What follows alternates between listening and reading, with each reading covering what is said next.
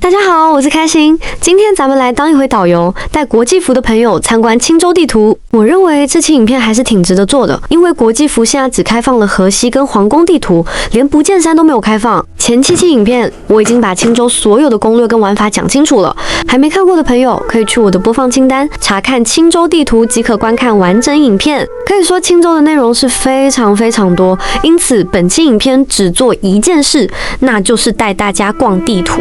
由于本期影片的时长太长，所以我先给大家透露下本期影片到底有哪些精彩内容，这样有助于留着观众继续看下去。好客行走，喜迎右下。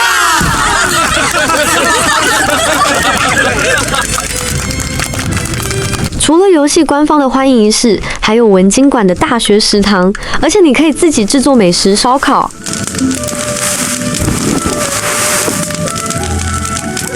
在课堂上，别的同学在专心读书，而你却在吃虾，而且旁边还放着江叔送给你的玩偶，以及桌子底下放着的一坛韩一送你的梨仁类。这里的同学读书都很用功，把书都翻冒烟了，所以学校自发组建了消防队，可以随时灭火。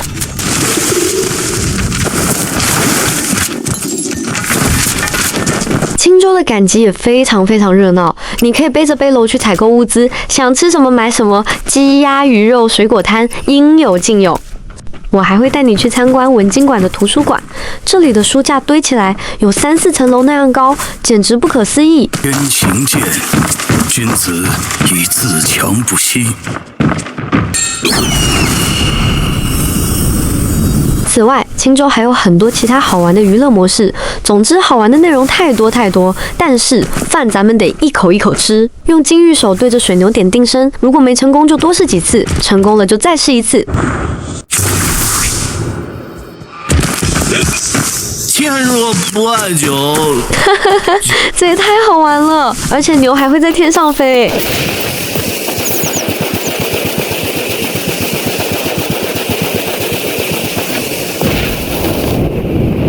吹个泡泡，让牛在天上飞。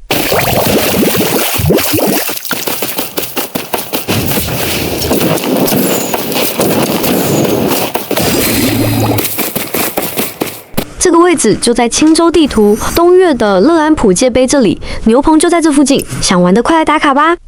由于国际服现在只开放到了河西地图，连不见山都还没有开放。为了满足大家的好奇心，我带大家参观青州地图长什么样子。在清河地图的上面是不见山地图，而在不见山的右边则是青州地图。要想去青州，就得传送到佛爷寨，然后用大清宫飞过去。你可以在这里标个点，防止自己走丢了。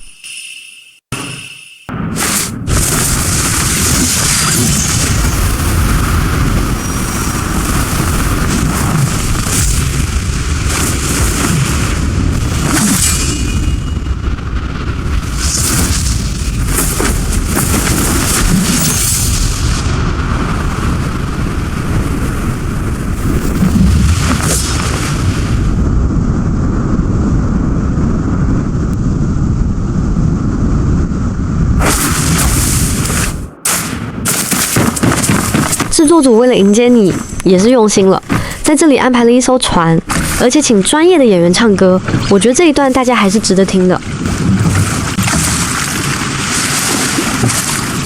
清河的水有弯又长，帝豪尊下去30刀。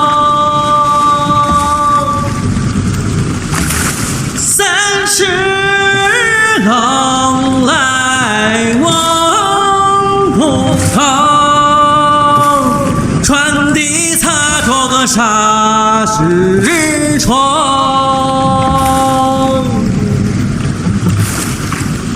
抬头望见矮山高又大，低头瞧见耗子弯了腰。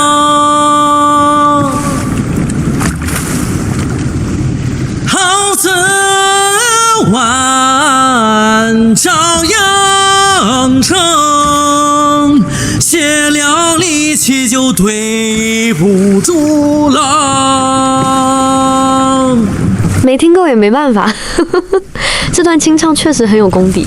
我在想，玩家以这种方式到达新地图，心中一定是既宁静又愉悦的，而且是很平稳的从清河过渡到新地图，不像其他游戏那样直接很生硬的就过来了。既然到了青州，那咱们肯定要爬一回泰山。值得注意的是，青州地图是中国的山东省，而且这游戏里的泰山也是1:1还原现实中的泰山。这意味着你只需要玩游戏，就可以去到中国的各个省旅游。这倒是让我想到了李子柒，他把中国传统文化传播得更远，影响到了全世界。那么燕云16声很明显也在走这条路。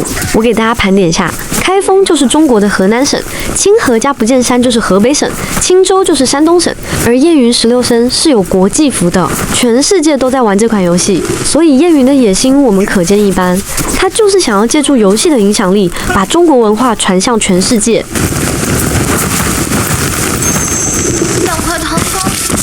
武志，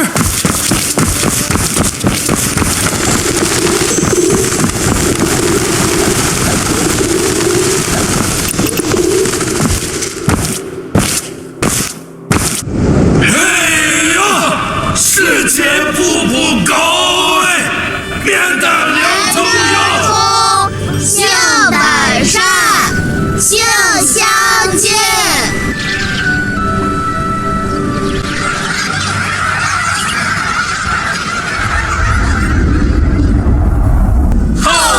行走，喜迎右下。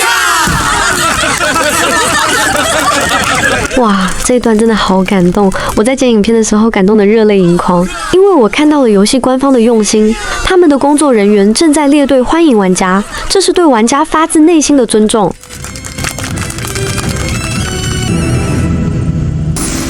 会当凌绝顶，一览众山小。每当此时，我就会想起唐朝诗人杜甫的诗《望岳》，而其中“岱宗”2个字，指的就是我们现在身处的泰山。你说今天背这些料够不够？6年已老，山火依旧。此时风月3000弱水，无处不人间。天哥还是这么喜欢唱，他也是我最关心的人，每次开新地图都要先去拜访他。放到现实中，他可是妥妥的谷歌地图导航。我认为这里还原的还是挺真实的。中国人喜欢挂许愿牌，尤其是每到一个景点，你必然能看见各种红色的牌子，有情侣的，有保佑父母健康的。可惜在游戏里没有这个功能，否则玩家就能把自己的名字刻上去了。还要去？你耳朵叫你吓狂了？你听到没啊？在青州地图，你能听到地道的山东话，就像你在开封能听到赵匡胤的河南话一样。所以每到一个地图 ，NPC 的口音也不一样。你们到了之后记得去山上，因为庙里有东岳大帝，旁边还有宝箱。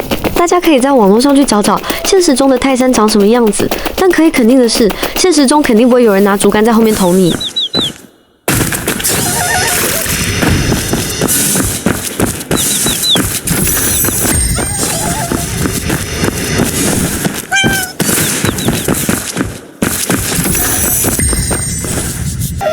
左边是土地公，右边是城隍爷，而更大的东岳大帝在隔壁。哦，对了，趁现在有时间，我给大家总结了一下各大门派驻地对应现实中的省份：1. 莫山道在河北；2. 吴兴谷在河北张家界；3. 梨园在江苏南京；4. 醉花阴在江苏无锡；5. 文经馆在山东；6. 孤云在山西宜州；7. 三根天在山西大同；8. 清溪在湖北；9. 天泉在陕西；10. 狂澜在甘肃；11. 九流门驻地在河南开封。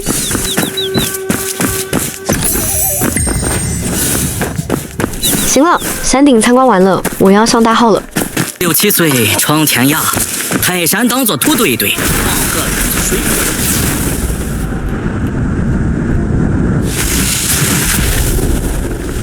青州分为2张地图，我们现在所处的是东岳。现在咱直接用大清宫飞到彭山，这样做的好处是，大家可以航拍整张地图的风景。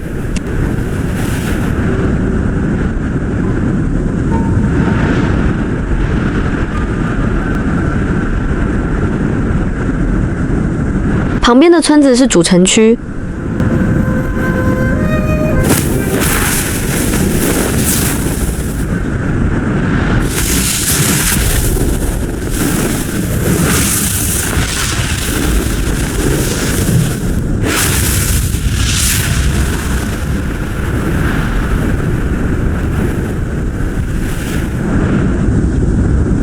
前面的这座桥就是蓬山了，它是整个文经馆的最高学府，孔子像就屹立在这里。这里靠近大海，风景非常漂亮。我上期影片制作的海岛咖啡屋就是在这附近，沿海而建。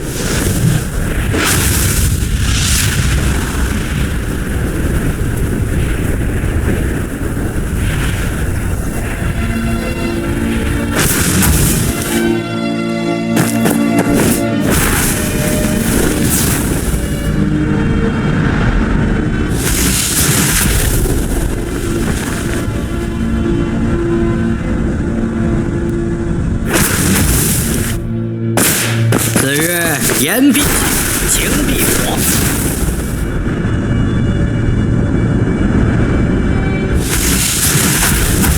我来到蓬山的第一件事就是用大轻功飞到孔子的头顶上。我也不知道这是一种怎样的心理，就是觉得好玩。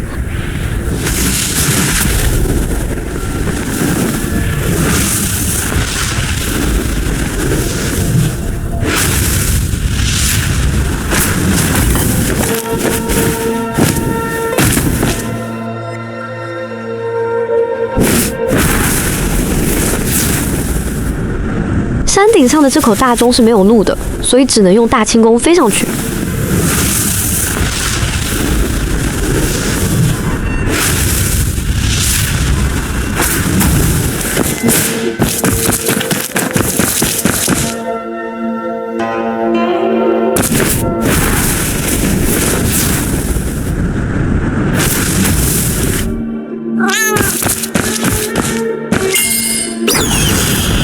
这个技能叫悬索游天，长按电脑 Z 键可以瞄准方向，在游戏里非常实用。开了不见山的呼陀地图就能免费获得这个技能。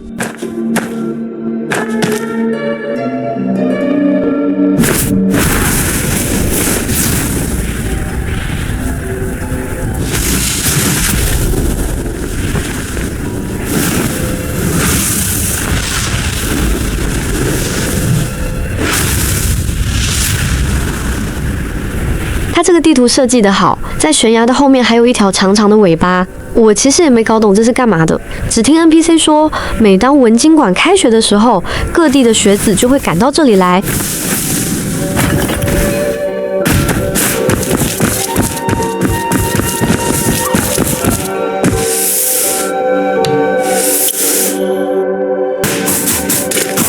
算了，不管它，作用无非有两个，一是入学的，二是毕业的。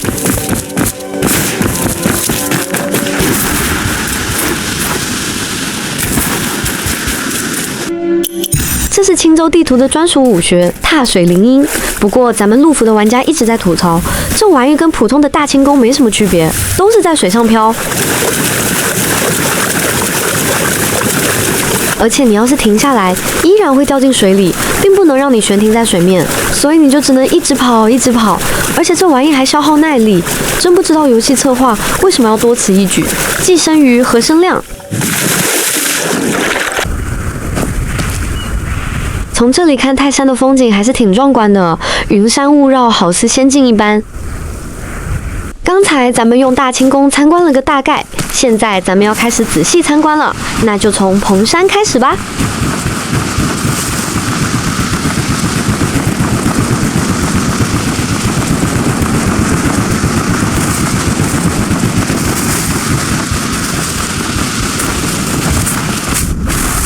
来到了蓬山，当然要耍一套最帅的大轻功——御扇游山。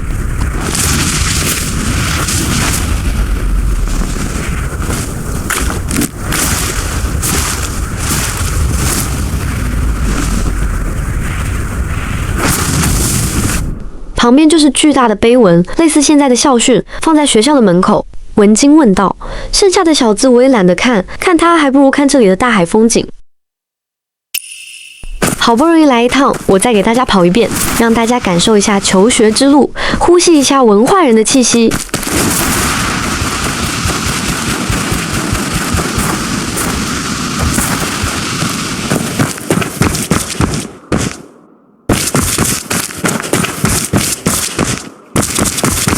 向东2步，向南10步，再向东30步。师姐，方不方便说前后左右啊？放学来我这儿登记。当你们来到蓬山之后，会看见这里有很多人练字，唯一的看点是他们的毛笔比扫帚还大。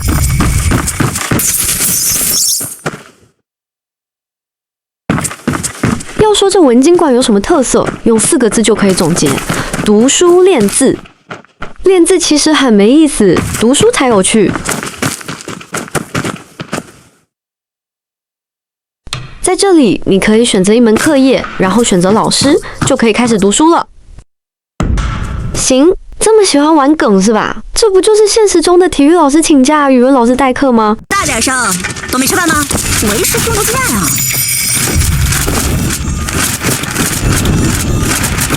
行，你们这么会玩是吧？书都让你们翻冒烟了，果然读书很用功。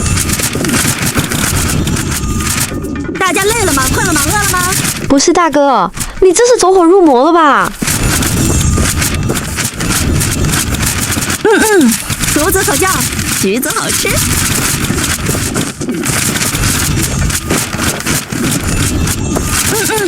孺子可教，橘子好吃。既然来都来了，我也要感受一下知识的力量。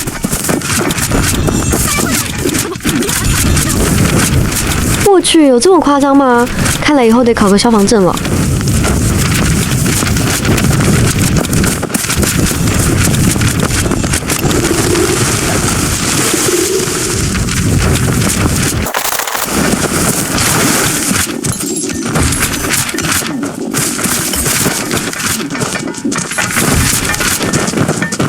为师听不见啊。进入蓬山右拐就是学校食堂，走，咱们看看今天中午有什么好吃的。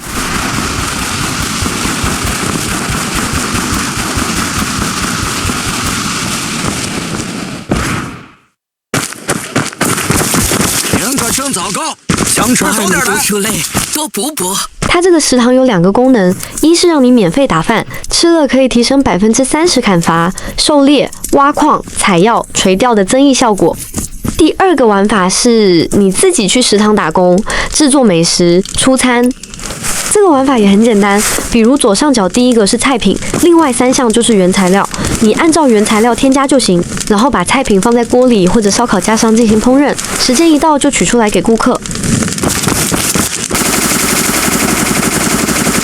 这个玩法除了打包的动作比较滑稽之外，整个玩法其实很没意思，因为它只是让你重复机械的动作，你不能自由添加菜品，顾客也没什么反应。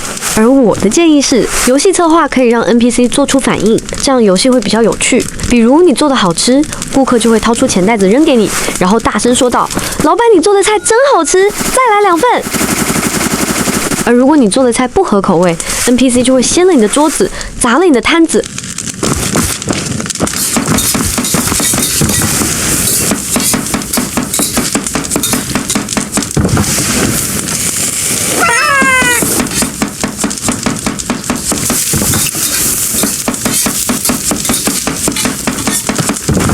而且我认为这个美食玩法应该借鉴建造模式，让玩家可以自由搭配，比如红烧鱼搭配臭豆腐，会不会好吃呢？鱼香肉丝加上臭豆腐，咱们就可以研发出新菜品——鱼香臭豆腐。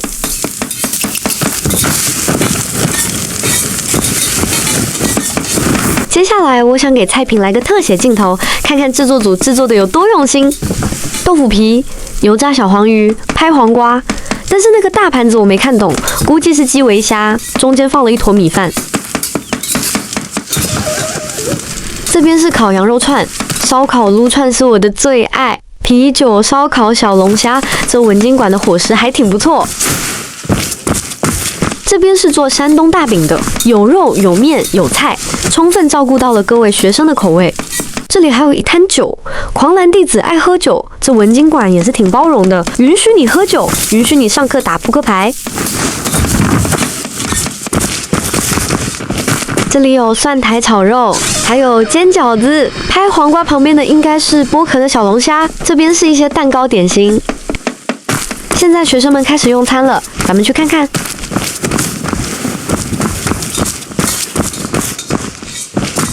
九流门弟子在跟狂澜喝酒划拳，大家猜猜谁会赢？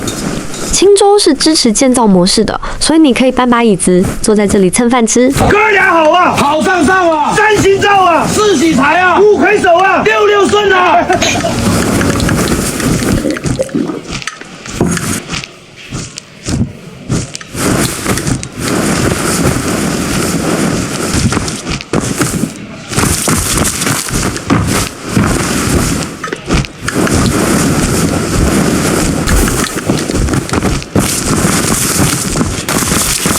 我当是谁这么拽？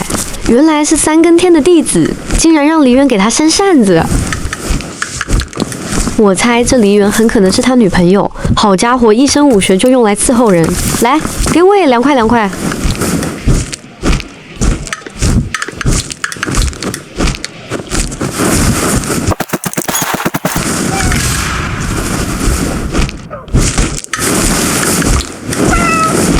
吃了身体健，尝鲜尝鲜，幸福到心，重磅大放送，重磅大放送，开业大吉庆，美味多多享不停。这是制作烧烤，哎，算了，食堂这块咱就算参观完成了。接下来咱们去食堂后面看看。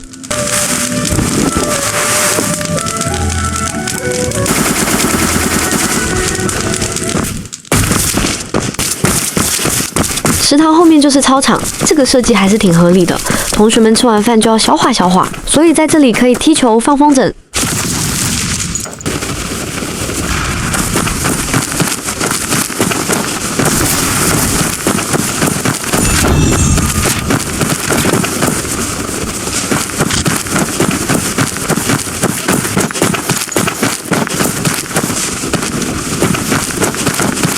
咱们跟旁边的孤云弟子对话，让他给咱们算命，就能获得5分钟的特效。这也是官方透露出的一个彩蛋。未来的孤云弟子肯定是以算命为核心玩法的。多则使，少则不达，此狗足以达，义之至也。而且每个人获得的特效也都不一样，比如旁边的这位兄弟，看起来一身的金光太耀眼。则通，通则久。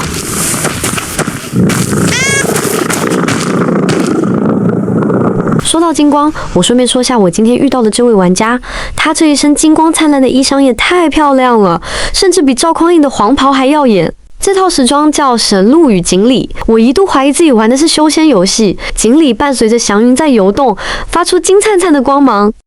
头顶上是鹿角的配饰，这一身染色做的比较好，不过我在商店并没有找到这套时装，估计怎么值个258元吧。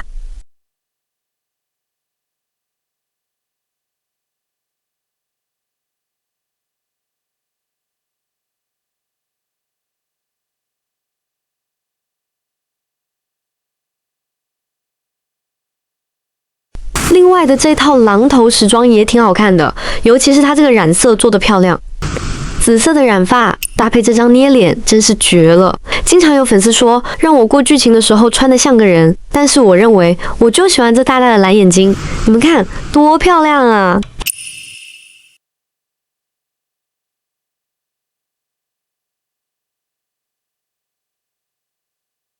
行了，咱们也别跑题了，接着回来参观青州的文经馆地图。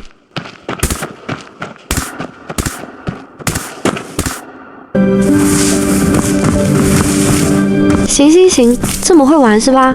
梨园、狂澜、天泉跟九流门弟子在这里吃火锅，这小日子也太会享受了。鱼肉涮火锅看起来很好吃的样子。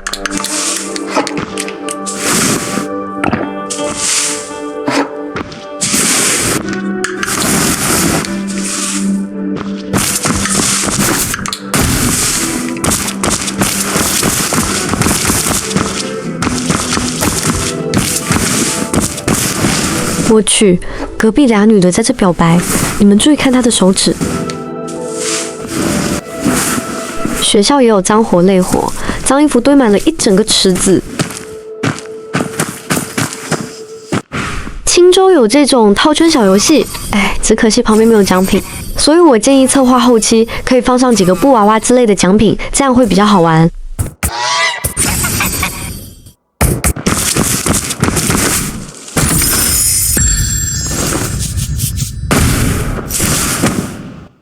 同学们的课后生活还是比较惬意的，因为是学校，所以不可能出现像开封那样刀的剧情。但是欺负同学，我之前有看见过。这里是印刷局，平时负责印刷以及造纸，这对于文经馆来说倒也合理，毕竟考试用到的试卷都需要大量的纸张。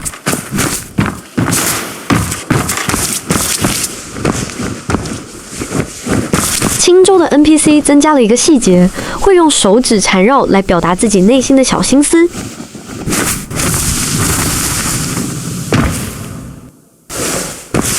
这是造纸术的熬木浆部分，旁边屋子里还有切割纸张的。唉，这么重的体力活，竟然让一个女孩子来做。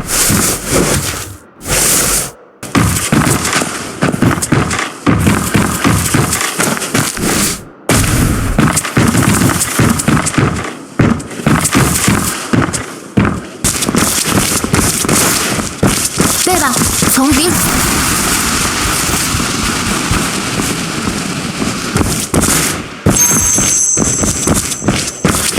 这些牌子是用来许愿祈福用的，可以保佑你考试得满分。你说的对，但是说的对没用。听君一席话，如听一席话。这是废话。那么这是怎么一回事呢？我来给你说道说道。说急眼了你还？你先别急啊。我发现你这人特较真。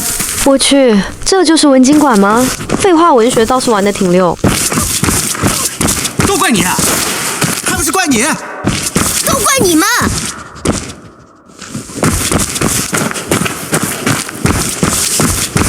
这里是文经馆的考试排名，成绩也全都是真实玩家的。旁边的孔子像下面啥也没有，唯一的作用就是用来晒书。听说墨相当初，听说石像在外另有显赫身份，他们不在馆内，不会在做江洋大盗吧？好家伙，文经馆的人除了废话文学，造谣也是一流。你信这个，还是信我是秦始皇啊？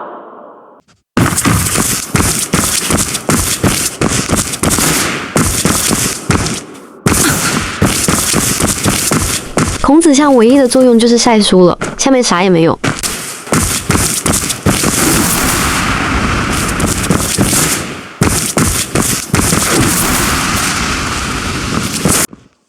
你们文经馆的人读书都这么嚣张吗？悬空而坐。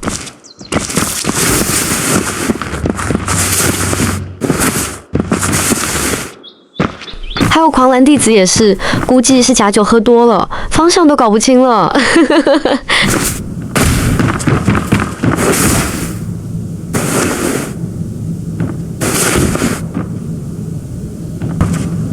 咱们继续从孔子像这里往里面探索，很快就要抵达文经馆了。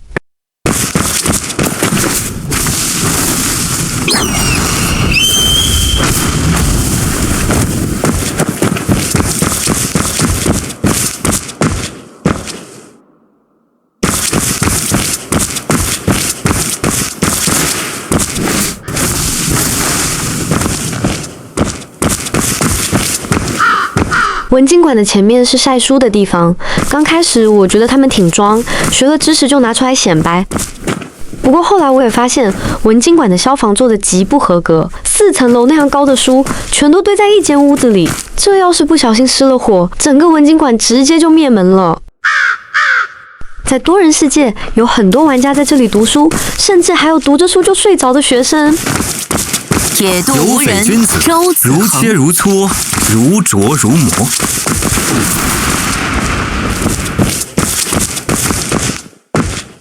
丁思聪，此职位不小，貌思恭，言思忠，事思敬，疑思问，大道之行也本思难，天下为公见得。思义。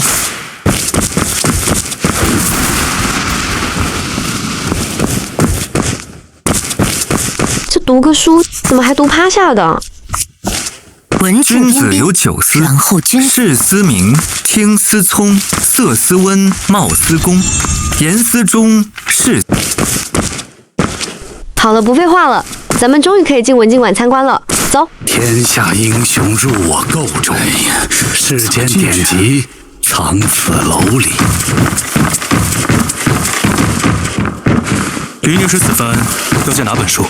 你可以把文经馆理解成一个超大型的图书馆，这里楼上3层，地下1层，堆的全是书。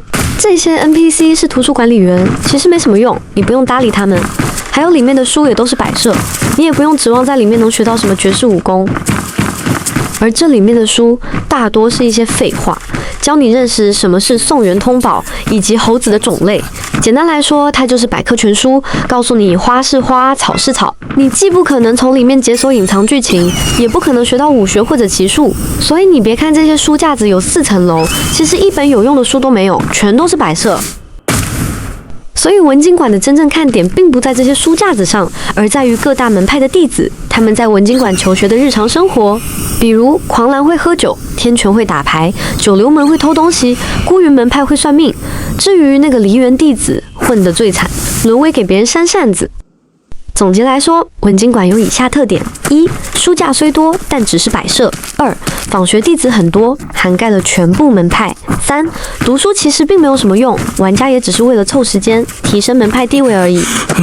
死马当活马医。所以文经馆的玩法主要在地图探索以及玩法上，并不在书本上。比如这个课桌其实是你的，但这2位同学趁你不在就偷吃你的东西，弄得虾壳到处都是。右边的箱子上放着的是江叔送你的小马木雕，之前有讲过，这个木马是江叔亲自为你雕刻的，一只智也。桌子底下是韩姨送给你的离人泪，你从清河到开封，再到河西、不见山、皇宫，乃至现在的青州，你一直都带着它，自己都舍不得喝。要不怎么说大家都喜欢来文经馆呢？上课吃东西也没人管你。别人的砚台是用来写字的，而你的砚台是用来装虾壳的。就连馒头也被你用来压卷子，而且左边的篮子里还有龟奶奶送你的小乌龟。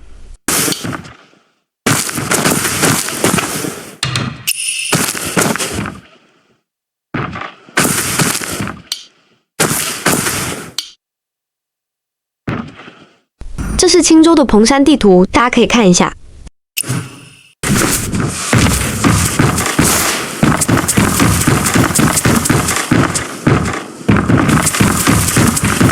天行健，君子以自强不息。我现在带大家去逛逛文经馆，满足大家的好奇心。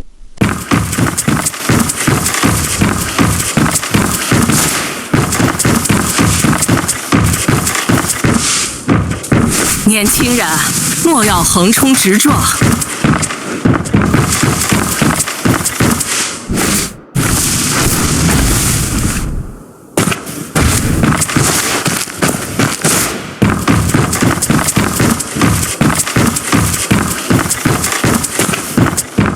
这就是我刚才说的，这些书记录的都是废话，完全没必要看。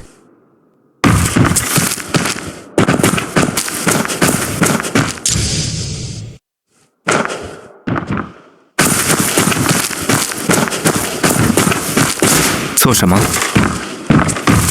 就是此番要借哪本书？不过说真的，这里面最懂时尚的就是莫山道的弟子了。您瞅瞅这大长腿，这高靴子，还有这发型，妥妥的端庄淑女形象。而且这套衣服是莫山道弟子的校服，国际服玩家开了不见山地图，也可以整一套来穿穿。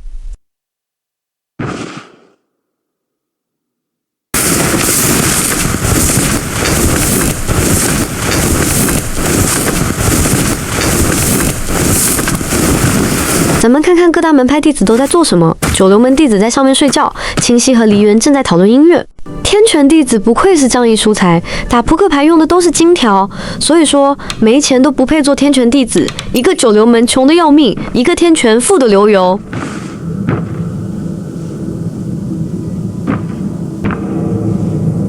狂澜除了喝酒就是喝酒，好像也没别的事儿干。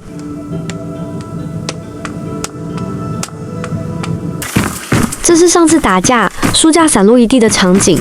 哎，算了，文经馆参观完了，咱们换个地方。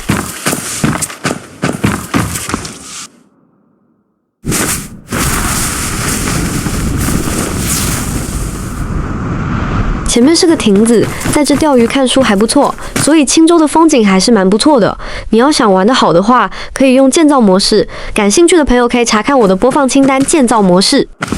前面那个小岛是剧情任务，侠妓八仙过海咩的地图。不过剧情做完之后，现在是过不去了。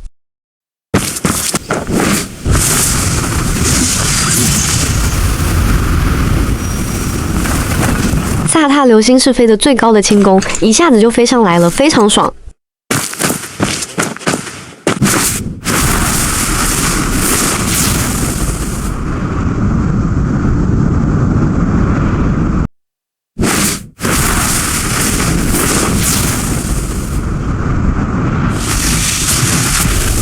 那个大钟其实也是个摆设，没有办法敲响它。奇怪的是，玩家都喜欢来后山玩，估计是这里靠近大海，风景很美丽吧。这是陆服新出的风筝坐骑，我突然在想，希望叶云出一个骑术，可以把 BOSS 放风筝，比如咱们可以对无相皇释放风筝骑术，然后无相皇就被挂到天上，持续掉血量。当然，这只是我的一个脑洞。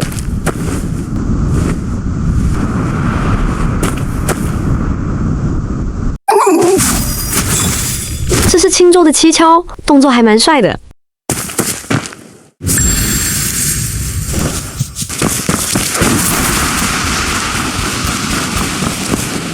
这两个守卫也是个摆设，他们不让你进去，但是你换条路就能进去。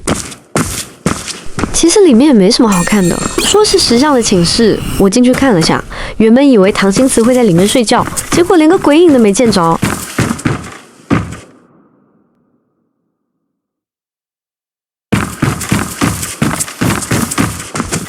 这是石像开会的地方。顺便说下，文经馆的石像并不是朝廷的宰相，他其实就是个称呼而已，类似于大学教授，是文经馆最杰出的人才。而唐心慈正是石像之一，不过他原本是孤云弟子，后来被馆主林显生挖墙脚，挖来了文经馆。后来孤云掌门气不过，叫他的得意弟子陈建威来追求唐心慈。结果陈建威沉迷于文经馆，每天除了看书，就是问唐心慈跟不跟自己回孤云。结果日久生情，反倒是被唐心慈勾走了魂魄。所以你要说青州有什么主角的话，那肯定就是唐心慈了。论天赋，他是石像之一；论长相，他不缺追求者；论人脉，他的师傅是馆主林显生。论武功，之前咱们也讲过，可以去翻翻之前的影片。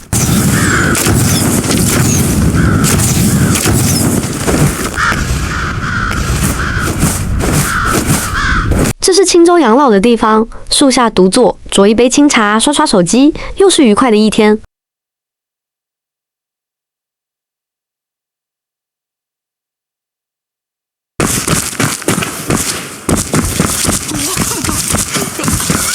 这是上课的地方，随便找个位置坐下来就可以听讲。春秋笔法，是为尊者会。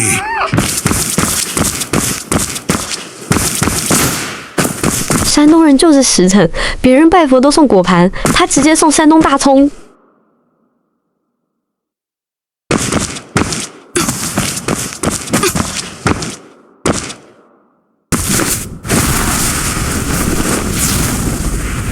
前面的小破楼还没有修缮完成，走吧，去看看。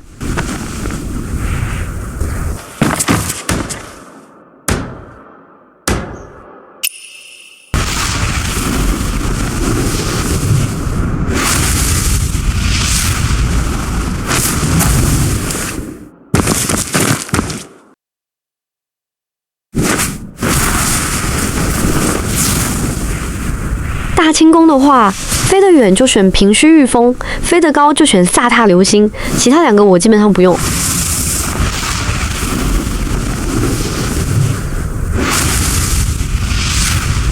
青州分为彭山和东岳，刚才的彭山咱们已经参观完成，接下来我带大家去东岳旅游。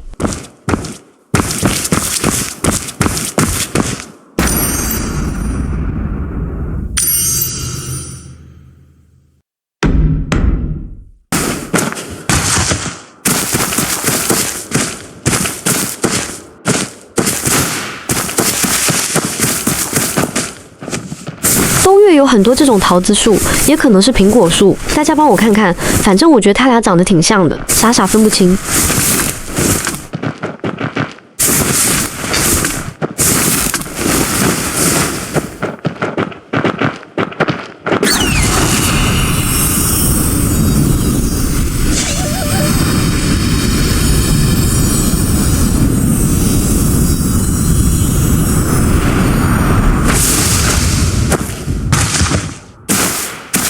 可惜这些苹果只能看，不能吃，更不能摘。哎，手好痒啊！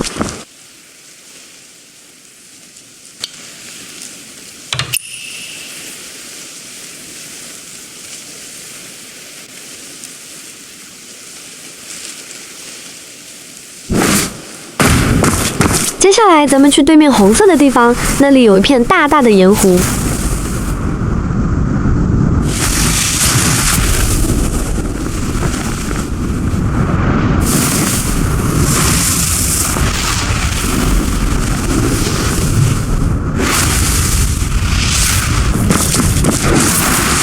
福3连，4连未中，5连有中。这大片的白色盐巴还是挺漂亮的。简单说就是把海水引进来，用特殊方法制盐。关于制盐流程我也不懂，但我相信粉丝里肯定有懂的。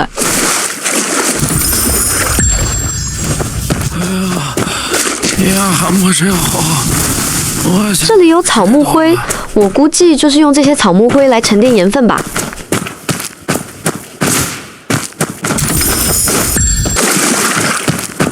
这个吊桶是用来做什么的？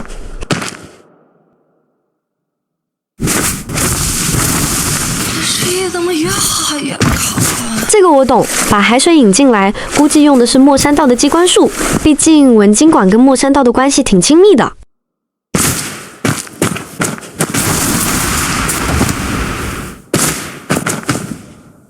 没错，海水是不能直接喝的。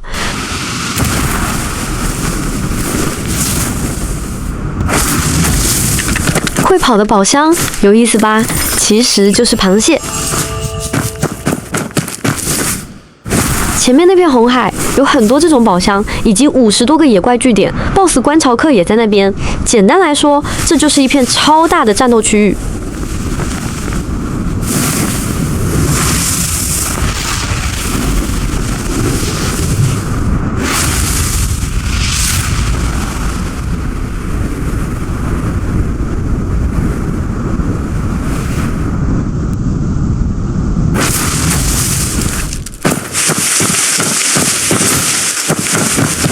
前面就是不见山了。由于叶云是无缝大地图，所以肉眼就能看到对岸。你也可以直接用大轻功飞过去。国际服玩家是先开不见山，然后再开青州，然后再开江南地图。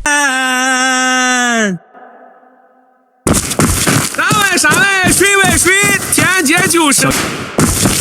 这是泰山之顶的商业街，沿悬崖而建，像极了现实中的泰山。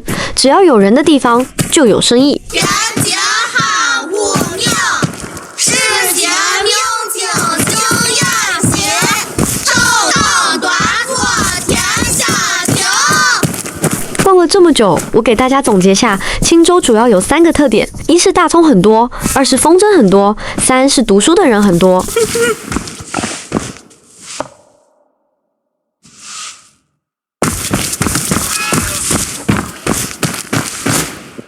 青州地图咱们也算是参观完成了，接下来我要更新江南地图，咱们江南见！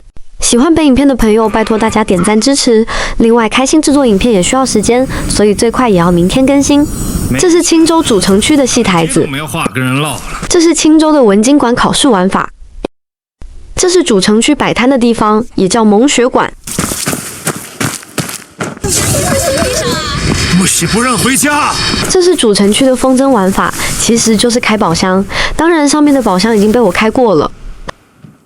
这是青州的赶集玩法，由于本期影片只是带大家参观地图，而这个赶集玩法我在之前的影片有讲过，所以这里就不细讲了。感兴趣的朋友可以去看我的播放列表，我已经把全部的青州玩法都归纳进了青州合集。那么今天的影片就到这里吧，我现在要去制作江南地图了，咱们江南见。